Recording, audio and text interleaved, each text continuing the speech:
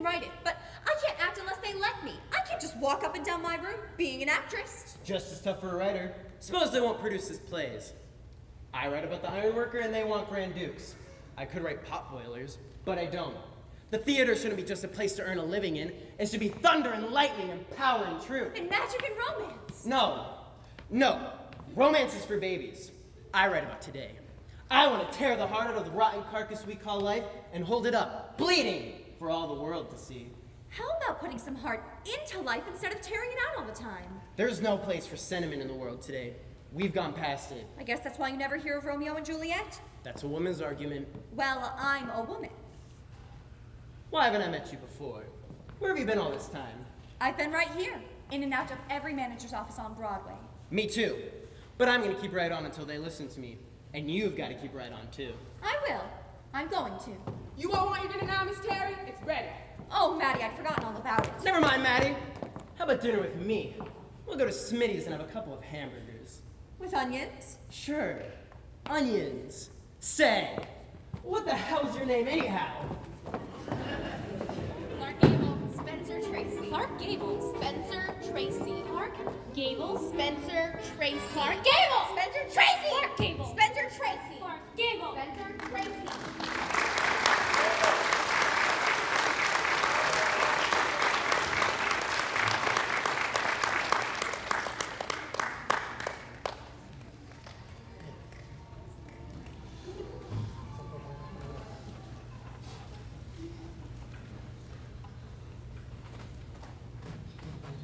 Can I come in?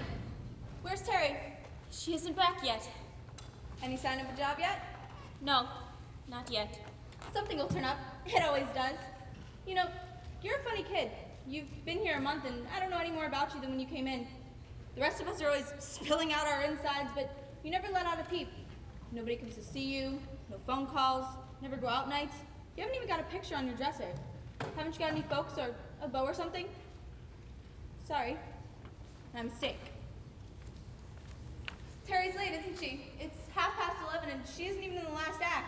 She'll be here in a minute. Have you seen the play yet? I haven't had time. I'm going tomorrow night. I didn't like it very much. But Terry was awfully good. Just a small part, but you always knew she was on. Got any folks you have to support? No, I haven't any folks. Well, if you want some, I'm the girlie that can fix you up. 5 brothers and 4 sisters, and you couldn't scare up $1.80 among the lot. I've got a little sister named Doris, 15, and she's as innocent as Matahari. She's coming to New York next year to duplicate my success.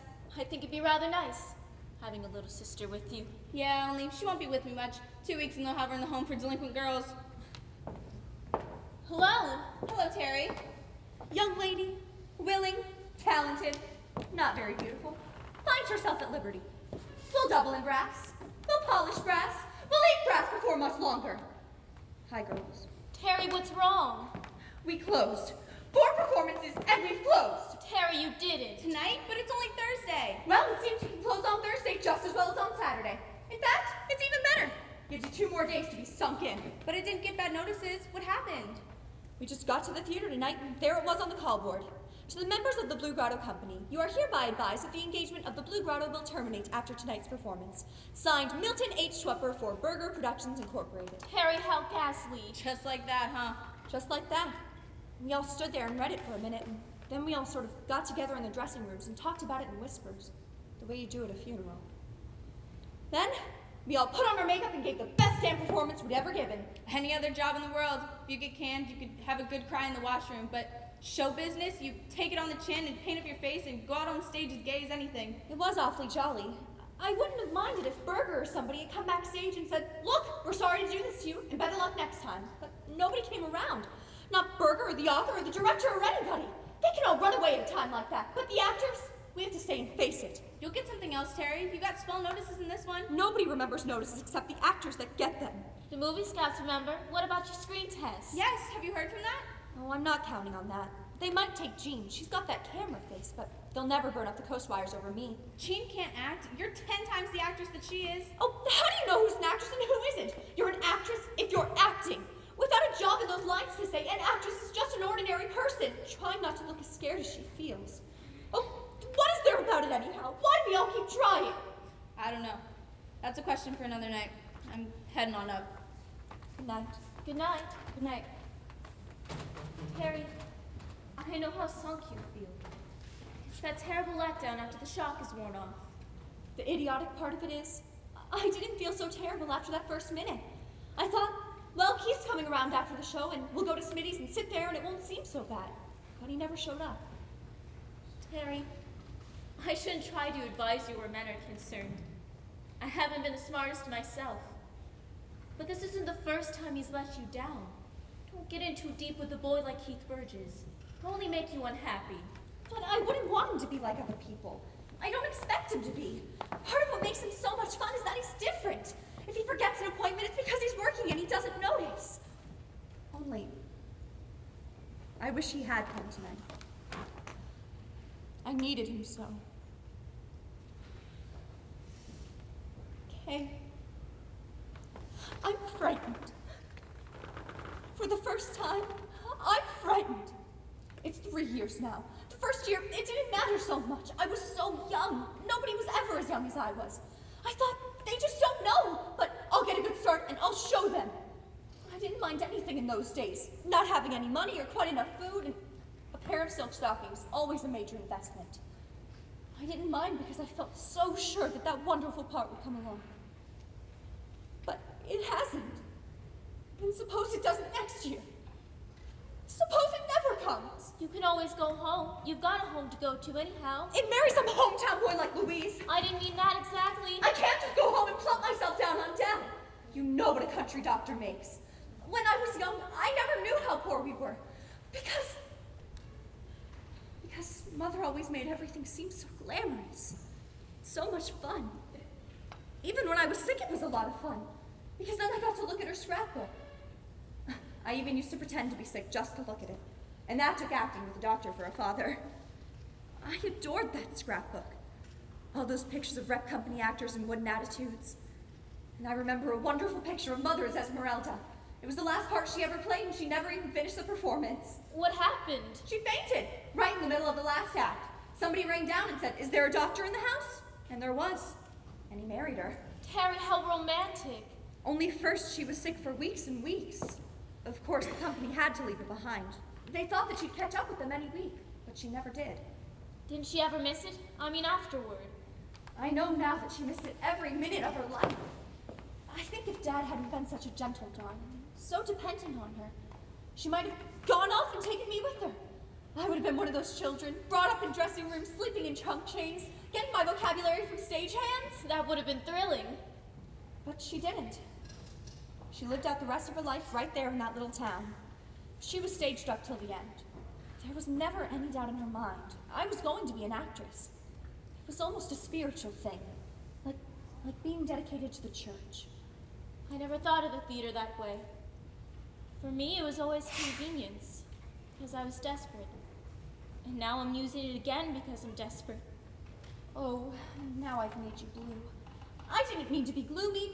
We're fine. We're elegant. They have to pay me 2 weeks' salary for this flock. $80. We're fixed for weeks. Terry, I can't borrow any more money from you. You paid my $12.50 last week. Oh, don't be stuffy. I happen to be the one who was working. I'll never get a job. I'm not a very good actress. Oh, now. And there's nothing else I can do and no one else I can go back to. Except somebody I'll never go back to. It's your husband, isn't it? I ran away from him twice before. But I had to go back. I was hungry. Finally, I didn't even have a room. Both times he was waiting.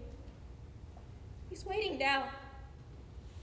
Hey, tell me, why are you so afraid of him? Because I know him. To most people, he's a normal, attractive man. But I know better. Nights of terror. Now, darling, it wouldn't do you any good to kill me now. They wouldn't let you play polo tomorrow. Now we'll open the window, and you'll throw the revolver in the lamppost. It'll be such fun to hear the glass smash. And then there are the times he made love to me. I can't even tell you about that. Okay, but if he's as horrible as that, can't you do something legally? They have millions. I'm nobody. I've gone to his family before. They're united like a stone wall. They treated me as if I was the mad one. But Kay, isn't there anyone? What about your own folks? Haven't you got any? I have a father. Chicago. I ran away at 16 to go to the stage. And then I met Dick. And I fell for him. He was good looking and doing sort of crazy things like smashing up automobiles and shooting up automobiles. I thought it was funny. And I've been moaning about my little troubles. No, I swore to myself I wasn't going to bother you with this. Now what made me do it? I'm glad you did. It'll do you good. Yes, I suppose it will. Well, we might as well get those sheep over the fence. Who knows? Maybe tomorrow morning we'll come down here and there'll be 19 managers waiting, all saying you, and only you, can play this part. I suppose Jean will be out till all hours. There's a girl who hasn't got any troubles. Life rolls right along for her. Well, ready to go bye-bye? I suppose. But I feel so wide awake. Funny if we both got jobs tomorrow. Huh? I say, it would be funny if we both got jobs tomorrow. Certainly would. Terry! What is it? We're in the movies! What? Both of us! We're in the movies! They just heard from the coach! How do you know what happened? Mr. Kingsley just got the telegram. We're to go to his office tomorrow to sign our contracts. We leave for the coast next week! Terry, can you believe it? Yes, you mean right away? Of course, we'll only get little parts in the beginning, but there's that beautiful check every week whether you work or not. And the sunshine and the swimming and the little ermine jackets up to here. No more running around to offices and having them spit in your eye. And a salary raise every 6 months if they like us. So at the end of 3 years it begins to get pretty good. And after 5 years it's wonderful. And at the end of 7 years it's more money than you ever heard of. 7 years? What do you mean 7 years? Yes, it's a 7-year contract. That is if they take up the option. But what about the stage? Suppose I wanted to act. Well, what do you think this is? Juggling? Motion picture acting is just as much of an art as stage acting, only it's cut up more. You only have to learn about a line at a time, and they just keep on taking it until you get it right. Oh. No, What? I couldn't. Couldn't what? That isn't acting. That's piecework. You're not a human being. You're a thing in a vacuum. Noise shut out, human response shut out. But in the theater, when you hear that lovely sound out there, then you know you're right. It's as though they turned on an electric current that hit you here.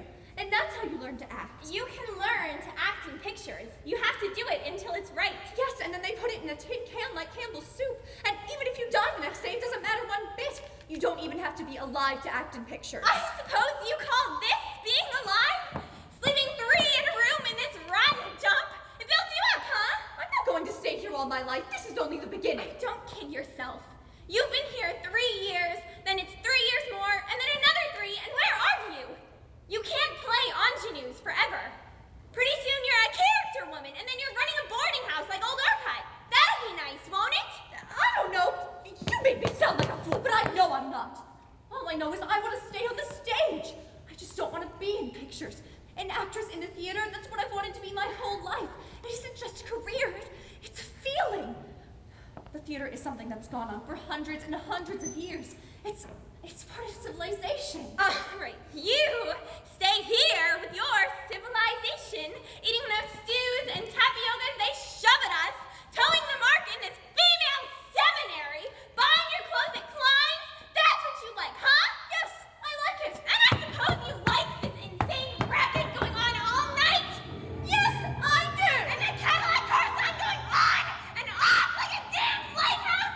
I suppose you've got to have that to be an actress. Yes, yes, yes, yes, yes. Well, not for me. I'm going out where there's sunshine and money and fun and little Ermine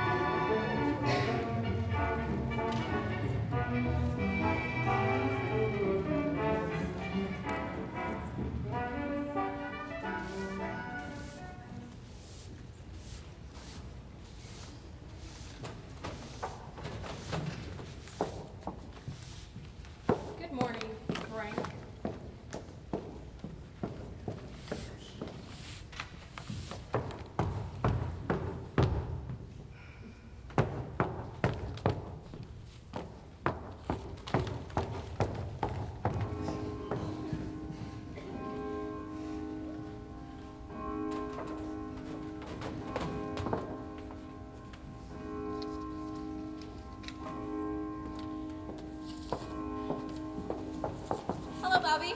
Oh, look, here's Slide from Madeline. Where is she this week? Let's see. This week, Portland and Spokane. Next week, Seattle.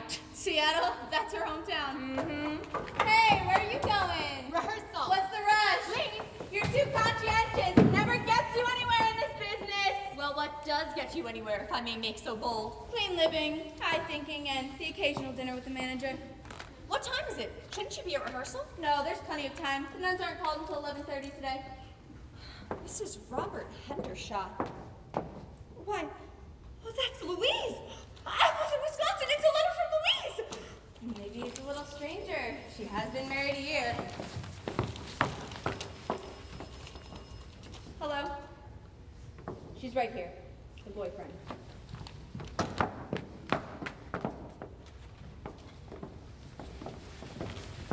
Keith, read, it's stressed to all of us. Keith, isn't it the middle of the night for you? What about? No, I've got to stay free all afternoon on account of Dad. Yes, he's driving all the way from Elvira. Well, you don't have to like it. He will. No, I can't, because today he wants to see Radio City and the Medical Center and the Battery. Has he got a bicycle? Now remember, Keith, you've invited us to dinner. No, not at Smitty's. Well, Dad and Smitty's just don't go together. And look, darling, don't wear a black shirt and don't be one of the masses tonight. What about? Well, you can tell me about it at dinner. No, I can't. I got radio rehearsal. Say, this is a classic. Well, if it's as vital as that, then you can come up here. That's my brave boy. Get this. I've gained a little weight, but Bob says I look better, not so scrawny. He says maybe I like my own cooking too much, but then he is always joking. It's a letter from Louise. Ah, what does she say? Who sent a letter from Louise? Yes, it just came. Dear girlies, I guess you all wonder why I have not written for so long. I honestly don't know where the year's gone to. First, there was the house to furnish. We got the darlingest 6-room bungalow on Winnebago Street. And then, of course, everybody was giving parties for me, and after that, I had to return the obligation by giving parties for them. We are all even now. I gave the last one just yesterday. 18 girls of the young married set, 3 tables of bridge and 1 of mahjong, and 2 people just talked. The luncheon was lovely, if I do say so. Everything pink. You're making it up. So help me. I am a member of the ladies' committee at the country club, which gives wonderful Saturday night dances during the summer. Japanese lanterns. And do not think that I have lost track of the theater. We take the Milwaukee Sentinel daily, and last week we drove to Milwaukee and saw Walter Hamden and Cyrano. Let me see. So, now I've told you all my news and you've got to write me just everything about the club. Oh, what about you, Terry? Have you got a swell part for this season? I thought I'd die when I saw Jean's picture in photo play, all dressed up in a little ermine jacket and everything. Jean, a movie star. I've been bragging to all my friends.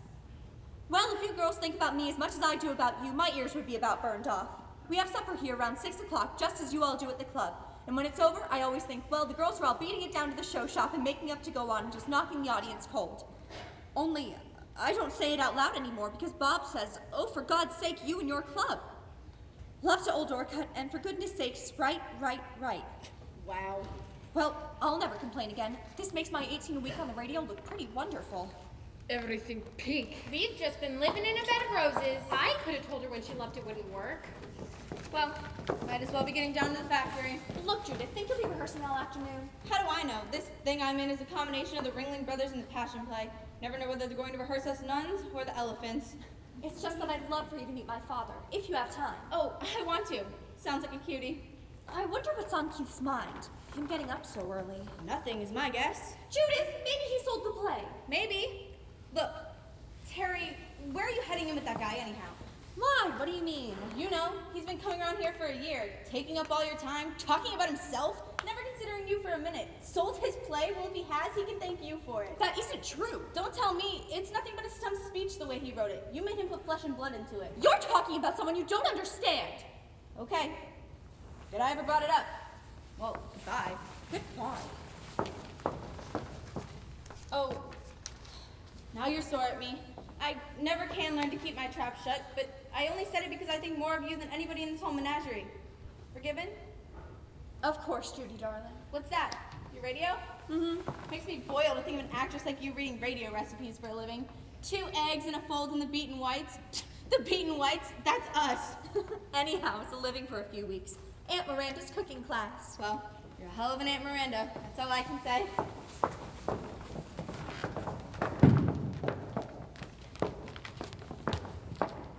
Oh, say, did you read about Jean out in Hollywood? No, where? They've given her a new contract with a big raise, and she's going to play the leading two for tonight. Really? How marvelous. It's all a matter of cheekbones. You gotta have a face like this. You going out job hunting this morning? Uh-huh. Where are you going? I thought I'd go run equity and see what's up on the bulletin board. Maybe there's something new casting. Oh, I'm going to try a couple agencies' offices. Sometimes they know about new things. What kind of lipstick's that? Oh, it's a new one. It's called I'll Never Tell. Let me see. It's too orangey for me. I like hibiscus. Good and red, as if you've been kicked in the mouth by a mule.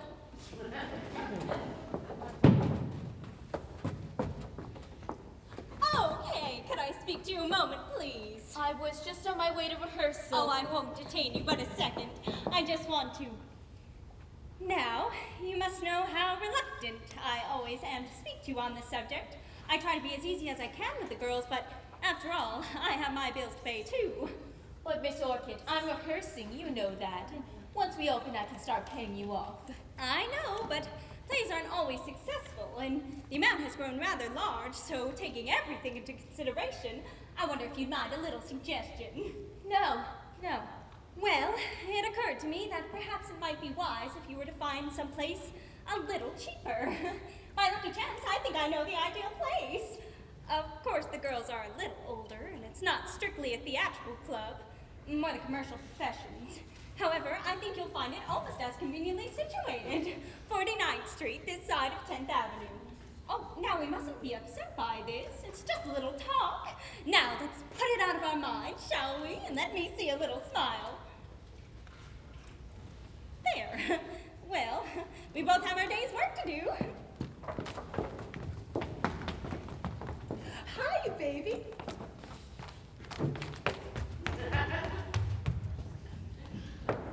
What are you doing? Going without your breakfast? I don't want any breakfast. I'm not hungry. Well, you're just an old fool, rehearsing on an empty stomach. 3 weeks now since he first came here. What do we know about him? Anyhow? There's an anyhow now. Yeah, What do we know about him anyhow? I tell you. I tell you there is something mysterious going on in this house. I think it's taking me to Q. Oh, For heaven's sake. We must call the police? Oh, yeah, we must call the police. Now let's go back and do it right. I tell you, there's something mysterious going on in this house. We must call the police. Good morning. This is the Footlights Club, isn't it? Yes, ma'am. Won't you come in? Oh, thank you. I'm Mrs. Shaw, Linda's mother. She doesn't know I'm coming. I'm surprising her. Oh, you Miss Linda's mother, for land's sake. She doesn't know I'm here. We live in Buffalo. I just got off the train and came right up. Linda hasn't gone out, I hope. No, I haven't seen her around yet. Well, you just tell her there's someone here to see her. Very important. Only don't tell her it's her mother. Yes, sir.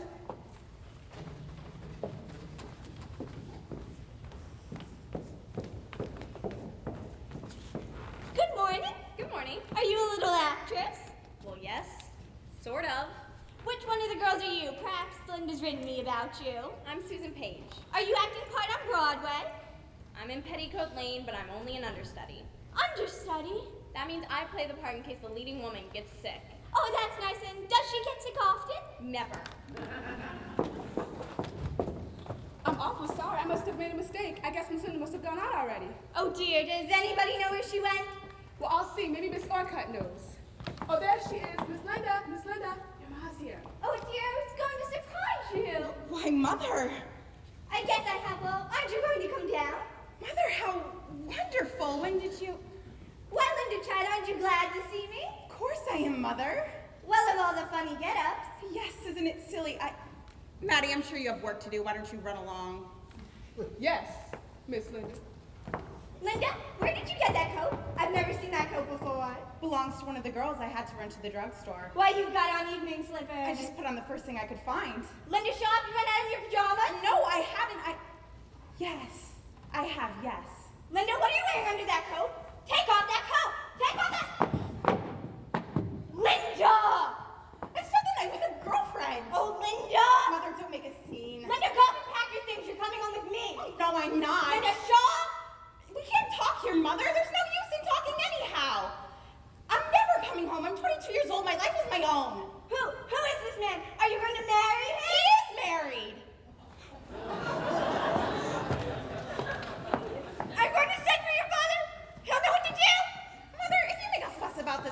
to leave the club. That girl knows already. If I leave here, I'll go live with him. Then the whole world will know.